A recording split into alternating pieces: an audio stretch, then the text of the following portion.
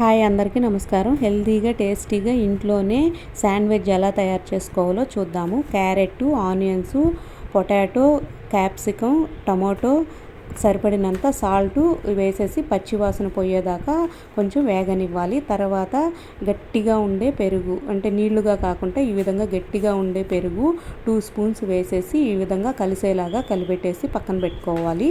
తర్వాత ఒక iron pan ఎట్లాంటిదైనా పర్వాలేదు, ఇట్లాగా ఉండేది నేనైతే తీసుకున్నాను.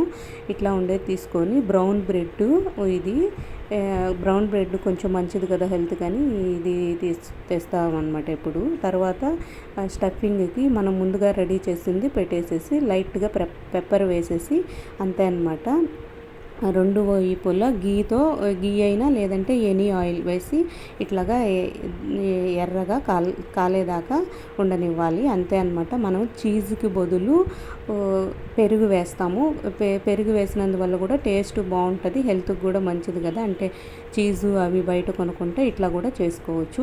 ఇది టేస్ట్ బాగుంటుంది, హెల్త్కి కూడా మంచిది, పిల్లలు కూడా చాలా ఇష్టంగా తింటారు కాబట్టి ఈ విధంగా అయితే చేసి పెట్టచ్చు. Okay, thank you.